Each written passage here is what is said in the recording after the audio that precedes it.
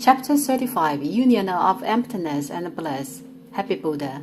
In previous chapter, we talked that Tibetan Buddhism is clustered into 4 classes, of which the highest one is called the Anuttara Yuga Tandra. The Anuttara Yuga Tandra can be further divided into 2 classes: father class, Fu Xu Bu, sustain the heritage from father, and the mother class, Mu Xu Bu, sustain the heritage from mother.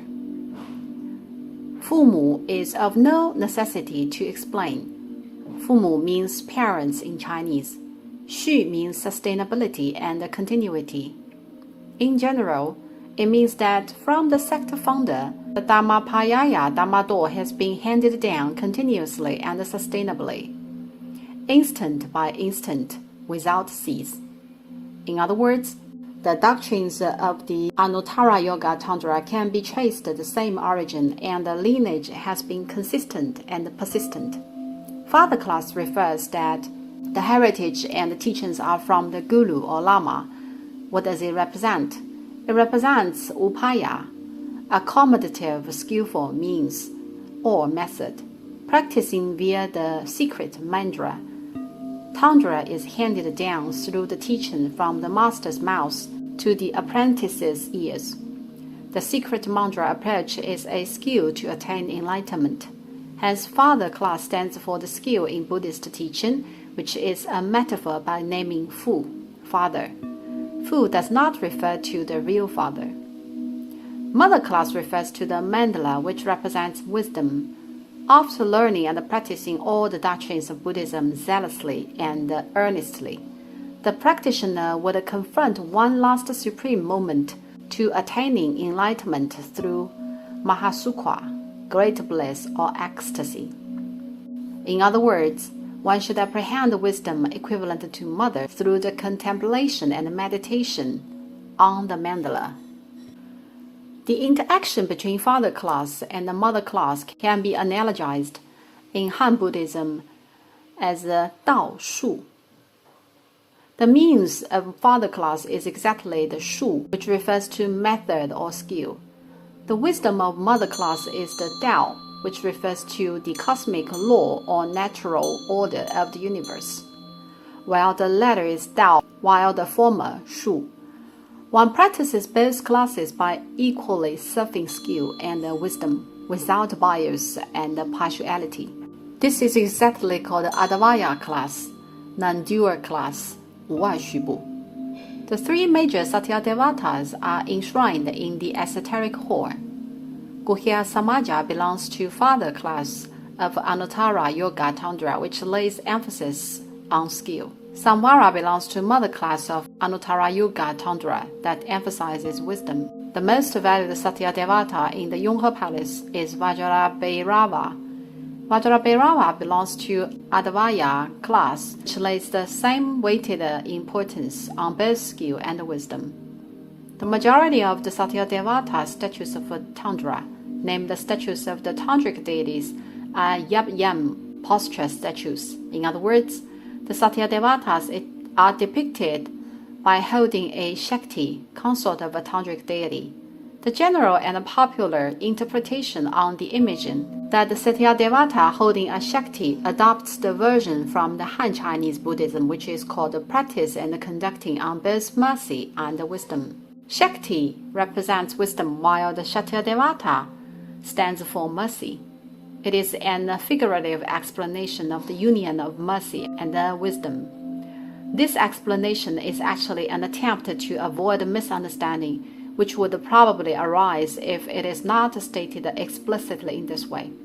However, it is not the right interpretation. Since there are 2 opposite systems of theory in Buddhism, Tandra constructs its theory and doctrine on the inverse proposition of life is suffering, by the feminine deity images of Dakinis, Shaktis, Dolot Bodhisattva, consorts of Tantric deities.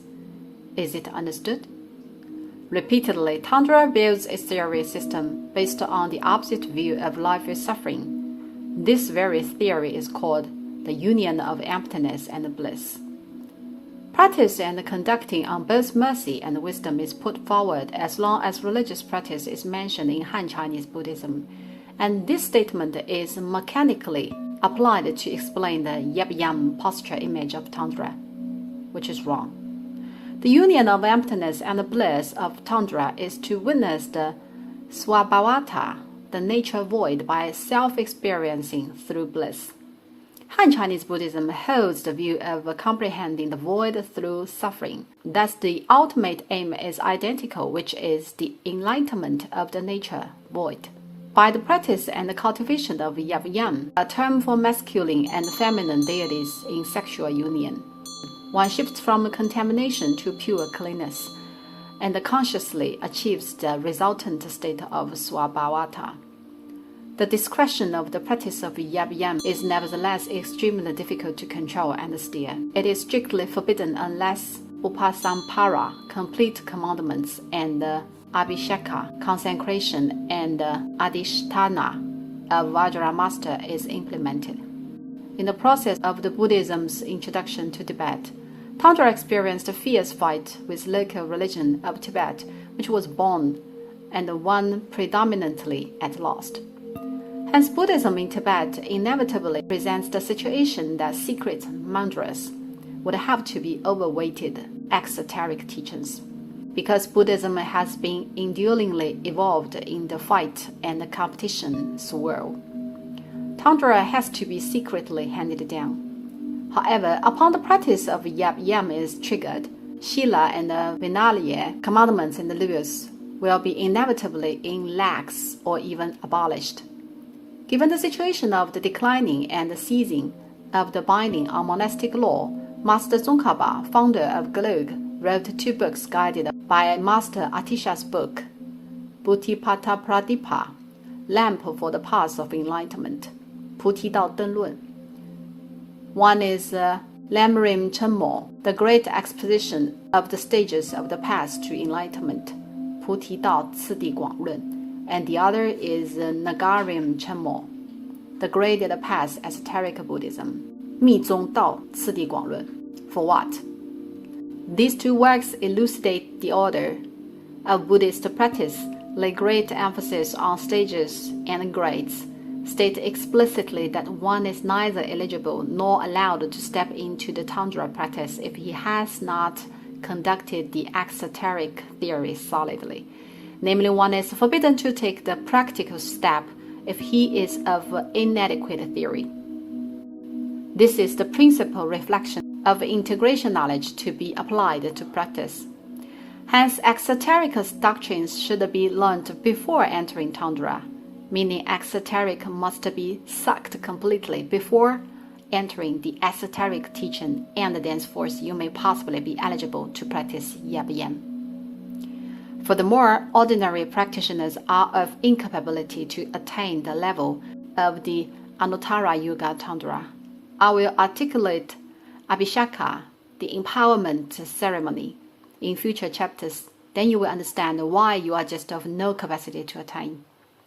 Upon the religious domination of Tibetan Buddhism is taken up by the Gelug, Shila and the Vinaya are strengthened and forced, which terminated the yab-yam practice indeed. It can be affirmed that in terms of tantric doctrines, no one is eligible, which implies that the yab-yam practice has no longer been available. Thus we may see yab-yam statues presently, though yab-yam Dhammapayaya has been ended by Gelug.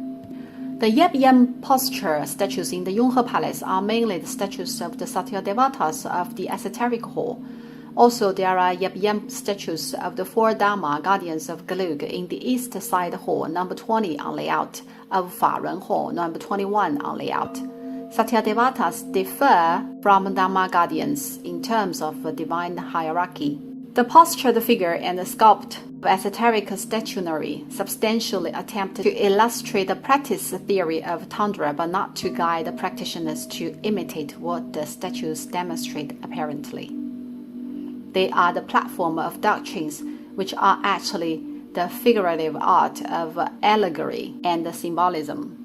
They are not the way ordinary people think from the filthy point of view. It is of no exaggeration to state that tantric statuary of Buddhism is the epitome or icon of symbolic art of Buddhism with a profound expounding of the ultimate truth.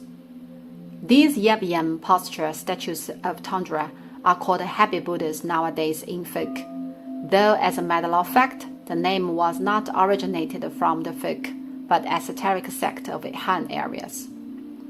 The Tiantai school names them as happy Buddhas. They imply meditation shifting of great joy caused by fierce wrath. Hence, different precepts lead to different understanding. The very expression of the Tiantai school does not point to the sexual joy experienced by masculine and feminine. It does refer to the destruction of evil temptations with power of fearlessness of Vajra. It does refer to the liberation from the bondage of mind, and thenceforth inner great joy and ecstasy are erupted. Happy Buddha symbolizes the joy in the law of Buddha, Faxi in essence. Thus, yab-yam posture statues are called happy Buddhas in Tiantai school, and conventionally the name is spread in folk, though it shall be named as Buddhas with joy in the law.